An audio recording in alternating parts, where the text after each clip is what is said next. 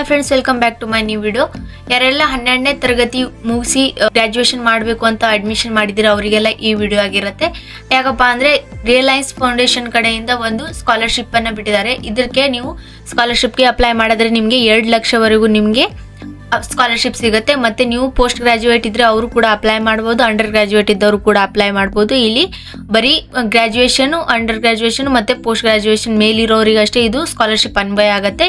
ಇಲ್ಲಿ ಬಂದ್ಬಿಟ್ಟು post graduate ಇದ್ದವರಿಗೆ 6 ಲಕ್ಷದವರೆಗೂ ನಿಮಗೆ ಸ್ಕಾಲರ್ಶಿಪ್ ಹಣ ಸಿಗುತ್ತೆ. ಇದಕ್ಕೆ ನೀವು ಅಪ್ಲೈ ಮಾಡಬೇಕಂದ್ರೆ ಏನೇನು ಡಾಕ್ಯುಮೆಂಟ್ಸ್ ಬೇಕು ಮತ್ತು ಹೇಗೆ ಅಪ್ಲೈ ಮಾಡಬೇಕು ಮತ್ತು ಇದ್ರ ಬಗ್ಗೆ ಎಲ್ಲ ಥರ ಡೀಟೇಲ್ಸು ನಾನು ಈ ವಿಡಿಯೋದಲ್ಲಿ ಹೇಳ್ಕೊಡ್ತೀನಿ. ಇದಕ್ಕೆ ಅಪ್ಲೈ ಮಾಡಬೇಕಾದ್ರೆ ಲಾಸ್ಟ್ ಡೇಟ್ ಯಾವಾಗ ಆಗುತ್ತೆ ಮತ್ತು ನೀವು ಹೇಗೆ ಅಪ್ಲೈ ಮಾಡ್ಬೋದು ಎಲ್ಲ ಡೀಟೇಲ್ಸು ನಾನು ಈ ವಿಡಿಯೋದಲ್ಲಿ ಹೇಳ್ಕೊಡ್ತೀನಿ. ನೀವೇನಾದರೂ ನಮ್ಮ ಚಾನಲ್ಗೆ ಹೊಸಬರಾಗಿದ್ದರೆ ನಮ್ಮ ಚಾನಲ್ ಸಬ್ಸ್ಕ್ರೈಬ್ ಮಾಡಿ, ಈ ವಿಡಿಯೋನ ಲೈಕ್ ಮಾಡಿ ಮತ್ತು ಆದಷ್ಟು ಜನರಿಗೆ ಶೇರ್ ಮಾಡಿ. ಸಬ್ಸ್ಕ್ರೈಬ್ ಮಾಡಿಕೊಂಡ್ರೆ ನಿಮಗೆ ಎಲ್ಲ ಥರ ನೋಟಿಫಿಕೇಷನು ನಮ್ಮ ಈ ಚಾನಲಲ್ಲಿ ಸಿಗ್ತಾ ಇರುತ್ತೆ. ಯಾವುದೇ ಥರ ಸ್ಕಾಲರ್ಶಿಪ್ ಅಪ್ಡೇಟ್ ಆಗಲಿ ಮತ್ತು ಗೌರ್ಮೆಂಟ್ ಜಾಬ್ ಆಗಲಿ ಮತ್ತು ಯಾವುದೇ ಗೌರ್ಮೆಂಟ್ ಸ್ಕೀಮ್ ಆಗಲಿ ಎಲ್ಲ ಸ್ಟೂಡೆಂಟ್ಗಳಿಗೆ ಹೆಲ್ಪ್ ಆಗ್ತಿರುವಂಥದ್ದೇ ನಮ್ಮ ಯೂಟ್ಯೂಬ್ ಚಾನಲಲ್ಲಿ ನಾವು ಹಾಕ್ತಾ ಇರ್ತೀವಿ. ಅದಕ್ಕೋಸ್ಕರನೇ ನಮ್ಮ ಚಾನಲ್ ಸಬ್ಸ್ಕ್ರೈಬ್ ಮಾಡ್ಕೊಡಿ, ಈ ವಿಡಿಯೋನ ಲೈಕ್ ಮಾಡಿ. ಲೈಕ್ ಮಾಡಿದ್ರೆ ನನಗೆ ಗೊತ್ತಾಗುತ್ತೆ ಎಷ್ಟು ಜನಕ್ಕೆ ಇದು ಸ್ಕಾಲರ್ಶಿಪ್ಪು ಅನ್ವಯ ಆಗಿದೆ, ಎಷ್ಟು ಜನಕ್ಕೆ ಹೆಲ್ಪ್ ಆಗುತ್ತೆ ಅಂತ ನನಗೂ ಅರ್ಥ ಆಗುತ್ತೆ. ಅದಕ್ಕೋಸ್ಕರ ನಮ್ಮ ವಿಡಿಯೋನ ಲೈಕ್ ಮಾಡಿ. ಬಂದು ನೋಡೋಣ ಏನೇನಿದೆ ಡೀಟೇಲ್ಸ್ ಅಂತ. ಇಲ್ಲಿ ನೋಡ್ತಾ ಇರ್ಬೋದು ನೀವು ಪೇಜ್ನು. ಇದು ಪೇಜ್ ಬಂದು ನಾನು ವಿಡಿಯೋ ಡಿಸ್ಕ್ರಿಪ್ಷನಲ್ಲೇ ಕೊಟ್ಟಿರ್ತೀನಿ ಅಪ್ಲೈ ಲಿಂಕ್ ಬಂದು. ಅಲ್ಲಿ ಅಪ್ಲೈ ಲಿಂಕ್ ಮೇಲೆ ಕ್ಲಿಕ್ ಮಾಡಿದ ತಕ್ಷಣ ಈ ಥರ ಒಂದು ಪೇಜ್ ಓಪನ್ ಆಗುತ್ತೆ. ಇಲ್ಲಿ ನೋಡ್ತಾ ಇರ್ಬೋದು ನೀವು ರಿಯಲೈನ್ಸ್ ಫೌಂಡೇಶನ್ ಸ್ಕಾಲರ್ಶಿಪ್ 2026-27 ಐತೆ. ಇಲ್ಲಿ ಬಂದುಬಿಟ್ಟು scholarship over the duration of the degree ಅಂತ ಇದೆ ನೋಡಿ. Up to NRI 2 lakhs for undergraduate student and up to NRI 6 lakhs for postgraduate student ಅಂತ ಆಗಿದೆ ನೋಡಿ. ಇಲ್ಲಿ ಕೆಳಗಡೆ ಬಂದು ನೋಡ್ತಾ ಇರ್ಬೋದು ಕಾರ್ಯಕ್ರಮದ ಬಗ್ಗೆ, ಅಂದರೆ ಇದು ಏನಿದೆ ಇದು ಪ್ರೋಗ್ರಾಮು, ಇದರ ಬಗ್ಗೆ ಡೀಟೇಲ್ಸ್ ಆಗಿ ಕೊಟ್ಟಿರ್ತಾರೆ. ನೀವು ಬೇಕಾದರೆ ಓದ್ಕೋಬಹುದು. ಇಲ್ಲಿ ಏನೇನಿದೆ ಎಲ್ಲ ಥರ ಡೀಟೇಲ್ಸ್ ಇಲ್ಲಿ ಕೊಟ್ಟಿರ್ತಾರೆ. ಕೆಳಗಡೆ ಸ್ಕ್ರಾಲ್ ಮಾಡಿದ್ರೆ ಇಲ್ಲಿ ನೋಡ್ತಾ ಇರ್ಬೋದು ನೀವು ಅರ್ಜಿದಾರರ ಕಡ್ಡಾಯವಾಗಿ ಅರ್ಹತೆ ಏನೇನಿರುತ್ತೆ ಎಂಬುದು ಇದೆಲ್ಲ ಇಲ್ಲಿ ಇರುತ್ತೆ. ಪ್ರಯೋಜನಗಳು ಏನು ಅಂತ ಇಲ್ಲಿ ಇದೆ, ಇಲ್ಲಿ ನೋಡ್ಬೋದು. ಇಲ್ಲಿ ಕ್ಲಿಕ್ ಮಾಡಿದ ತಕ್ಷಣ ಈ ಥರ ಇನ್ನೊಂದು ಪೇಜ್ ಓಪನ್ ಆಗುತ್ತೆ. ಇಲ್ಲಿ ನೋಡ್ತಾ ಇರ್ಬೋದು ನೀವು ರಿಯಲೈನ್ಸ್ ಫೌಂಡೇಶನ್ ಪದವಿ ಪೂರ್ವ ವಿದ್ಯಾರ್ಥಿ ವೇತನಗಳು 2026-27 ಅಂತ ಇದೆ ನೋಡಿ. ಈಗಲೇ ಅನ್ವಯಿಸಿ ಅಂತ ಇದೆ. ಇಲ್ಲಿ ಕೆಳಗಡೆ ನೋಡ್ಬೋದು ಅರ್ಜಿದಾರರ ಕಡ್ಡಾಯವಾಗಿ ಭಾರತೀಯ ನಿವಾಸಿ ಆಗಿರಬೇಕು, ಅಂದರೆ ನೀವು ಇಂಡಿಯಾನಲ್ಲಿ ವಾಸಿಸ್ತಿರ್ಬೇಕು ಅಂತ ಇದೆ. ನೆಕ್ಸ್ಟ್ ಒಂದು ಬಂದು ನೀವು 12ನೇ ತರಗತಿ ಬೋರ್ಡ್ ಪರೀಕ್ಷೆಯಲ್ಲಿ ಕನಿಷ್ಠ 60% ಅಂಕಗಳನ್ನು ಹೊಂದಿರಬೇಕು, ಅಂದರೆ ನೀವು ಸೆಕೆಂಡ್ PUCಯಲ್ಲಿ 60% ಮಾರ್ಕ್ಸ್ ಹೊಂದಿರಬೇಕು. ಅವ್ರು ಅಪ್ಲೈ ಮಾಡ್ಬೋದು. ಅದಕ್ಕಿಂತ ಕಡಿಮೆ ಇದ್ದರೆ ನೀವು ಅಪ್ಲೈ ಮಾಡೋ ಹಾಗಿಲ್ಲ. ಮತ್ತು ಪ್ರಸ್ತುತ ಯಾವುದೇ ಸ್ಟ್ರೀಮ್ನಲ್ಲಿ ನಿಯಮಿತ ಪೂರ್ಣ ಸಮಯದ ಪದವಿ ಕೋರ್ಸನ್ನು 1ನೇ ವರ್ಷಕ್ಕೆ ಶೈಕ್ಷಣಿಕ ವರ್ಷ 2026-27ಕ್ಕೆ ದಾಖಲಾಗಿರಬೇಕು. ಅಂದರೆ ನೀವು 12ನೇ ತರಗತಿ ಮುಗಿಸಿದಾದ್ಮೇಲೆ ಈಗ ಯಾವುದೇ ಡಿಗ್ರಿ ಯಾವುದೇ ಸ್ಟ್ರೀಮಿಂದ ನೀವು ಮಾಡಲಿ ಡಿಗ್ರಿನ ಅಡ್ಮಿಷನ್ ಆಗಿರಬೇಕು ಅಂತ ಇದೆ. 2026ನೇ ಸಾಲಿನಲ್ಲಿ ನೀವು ಅಡ್ಮಿಷನ್ನ ಆಗಿರಬೇಕು ಅಂತ ಇದೆ. ಇಲ್ಲಿ 15 ಲಕ್ಷ ರೂಗಳಿಗಿಂತ ಕಡಿಮೆ ಆದಾಯವಿರೋ ಕುಟುಂಬಕ್ಕೆ ಸೇರಿದವರು ಆಗಿರಬೇಕು. ಅಂದರೆ ನಿಮ್ಮ ಆದಾಯ ಎಷ್ಟಿರಬೇಕಂದ್ರೆ 15 ಲಕ್ಷಕ್ಕಿಂತ ಕಡಿಮೆ ಇರಬೇಕು.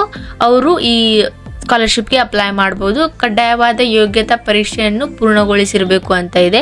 ನೆಕ್ಸ್ಟ್ ಒಂದು ಬಂದು ಯಾರೆಲ್ಲ ಅರ್ಹರಿಲ್ಲ ಈ ಸ್ಕಾಲರ್ಶಿಪ್ ಹಾಕೋಕ್ಕೆ, ಯಾರೆಲ್ಲ ಅರ್ಹರಿಲ್ಲ ಅಂದರೆ ಇಲ್ಲಿ ನೋಡ್ಬೋದು 2ನೇ ವರ್ಷ ಅಥವಾ ಅದಕ್ಕಿಂತ ಹೆಚ್ಚಿನ ವರ್ಷದಲ್ಲಿರೋ ವಿದ್ಯಾರ್ಥಿಗಳು, ಅಂದರೆ 2025-26ನೇ ಶೈಕ್ಷಣಿಕ ವರ್ಷದಿಂದ ಅಥವಾ ಅದಕ್ಕೂ ಮೊದಲು ತಮ್ಮ ಕೋರ್ಸ್ಗಳನ್ನು ಪ್ರಾರಂಭಿಸಿದವರು.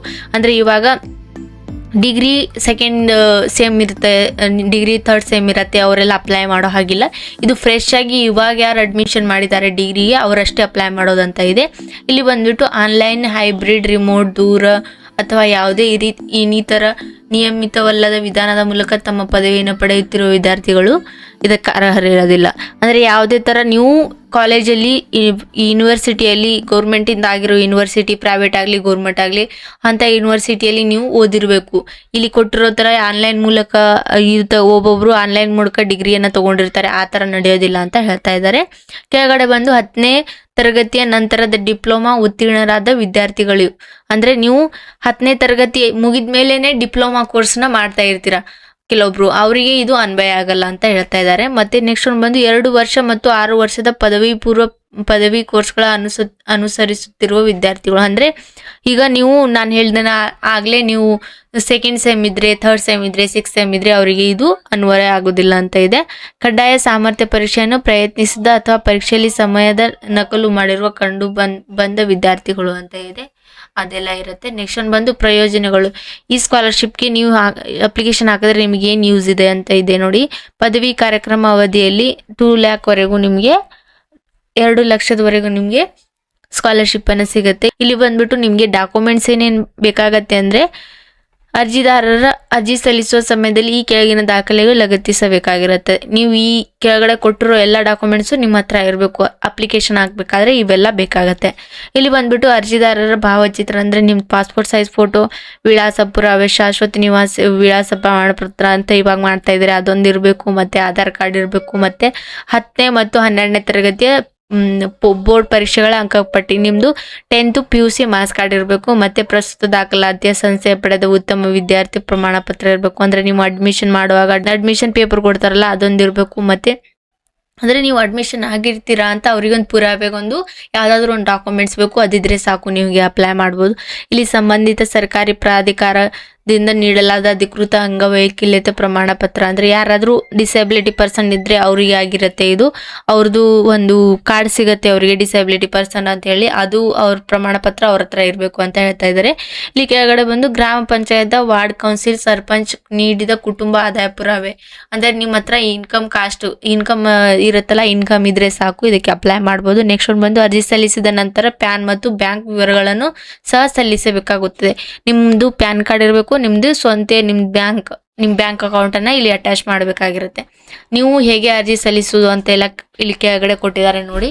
ಇಲ್ಲಿ ಕೆಳಗಡೆ ಬಂದು ಈಗಲೇ ಅನ್ವಯಿಸಿ ಅಂತ ಇದೆಯಲ್ಲ, ಇದ್ರ ಮೇಲೆ ಕ್ಲಿಕ್ ಮಾಡಿದಾದ್ಮೇಲೆ ಇಲ್ಲಿ ನೋಡ್ತಾ ಇರ್ಬೋದು ನೀವು ಪಾಸ್ವರ್ಡ್, ಮೊಬೈಲ್ ಸಂಖ್ಯೆ ಅಂತ ಇದೆ. ಇಲ್ಲಿ ಫೋನ್ ನಂಬರು, ಪಾಸ್ವರ್ಡ್ ಇರುತ್ತೆ. ಇದು ಡೈರೆಕ್ಟ್ ಆಗಿ ನೀವು ನೀವು ಫಸ್ಟ್ ಟೈಮ್ ಏನಾದರೂ ಅಪ್ಲೈ ಮಾಡ್ತಿದ್ರೆ ನೀವು ಇವೆಲ್ಲ ನಿಮ್ಮ ಹತ್ರ ಇರಲ್ಲ. ಮೊಬೈಲ್ ನಂಬರ್ ಹಾಕಿದ್ರೆ ಪಾಸ್ವರ್ಡ್ ಇರಲ್ಲ ನಿಮ್ಮ ಹತ್ರ ಅಲ್ವಾ, ಅದಕ್ಕೋಸ್ಕರ ಇನ್ನೂ ನೋಂದಾಯಿಸಲಾಗಿಲ್ಲ ಖಾತೆಯನ್ನು ರಚಿಸಿ ಅಂತ ಇದೆಯಲ್ಲ, ಇದ್ರ ಮೇಲೆ ಖಾತೆಯನ್ನು ರಚಿಸಿ ಮೇಲೆ ಕ್ಲಿಕ್ ಮಾಡಿದ್ರೆ ನಿಮಗೆ ಇಲ್ಲಿ ನೋಡ್ತಾ ಇರ್ಬೋದು. ಖಾತೆಯನ್ನು ರಚಿಸಿ ಮೇಲೆ ಕ್ಲಿಕ್ ಮಾಡಿದ ತಕ್ಷಣ ಇಲ್ಲಿ ನೋಡ್ತಾ ಇರ್ಬೋದು ನೀವು ಈ ತರ ಒಂದು ಪೇಜ್ ಓಪನ್ ಆಗುತ್ತೆ. ಇಲ್ಲಿ ನೋಡ್ತಾ ಇರ್ಬೋದು ಸೈನ್ ಇನ್ ಅಂತ ಇದೆ ನೋಡಿ, ಇಲ್ಲಿ ಮೇಲೆ ಕಾಣಿಸ್ತಾ ಇಲ್ಲ ಅನ್ಸುತ್ತೆ ನಿಮ್ಗೆ, ಬಟ್ ಇಲ್ಲಿ ಖಾತೆ ರಚಿಸಿ ಅಂತ ಇದೆ. ಇಲ್ಲಿ ನಿಮ್ ನೇಮ್ ಹಾಕೊಳ್ಳಿ, ಇಲ್ಲಿ ಮತ್ತೆ ನಿಮ್ ಕೊನೆ ಹೆಸರು ಹಾಕೊಳ್ಳಿ, ಮತ್ತೆ ಇಮೇಲ್ ಐ ಡಿ ಹಾಕೊಳ್ಳಿ, ಫೋನ್ ನಂಬರ್ ಹಾಕೊಳ್ಳಿ, ಮತ್ತೆ ಇಲ್ಲಿ ಪಾಸ್ವರ್ಡ್ ಹಾಕೊಳ್ಳಿ. ನಿಮ್ಗೆ ಇದು ಪಾಸ್ವರ್ಡ್ ಯಾವಾಗ ಬೇಕಾಗತ್ತಂದ್ರೆ ನೀವು ಪ್ರತಿ ಬಾರಿ ಲಾಗಿನ್ ಆಗ್ತಿರಲ್ಲ, ಲಾಗಿನ್ ಆಗೋ ಟೈಮಲ್ಲಿ ನಿಮ್ಮ ಫೋನ್ ನಂಬರು ಪಾಸ್ವರ್ಡ್ ಕೇಳುತ್ತೆ. ಪಾಸ್ವರ್ಡ್ ಫೋನ್ ನಂಬರ್ ಕರೆಕ್ಟ್ ಆಗಿದ್ರೆ ಅದು ಆಟೋಮೆಟಿಕ್ಲಿ ಲಾಗಿನ್ ಆಗಿಬಿಡುತ್ತೆ. ಒಂದ್ ವೇಳೆ ನಿಮ್ಗೆ ಪಾಸ್ವರ್ಡ್ ನಿಮ್ಗೆ ನೆನಪೇ ಇಲ್ಲ ಅಂದ್ರೆ ಅಲ್ಲಿ ಫಾರ್ಗೆಟ್ ಪಾಸ್ವರ್ಡ್ ಅಂತ ಇದೆ, ಇಲ್ಲಿ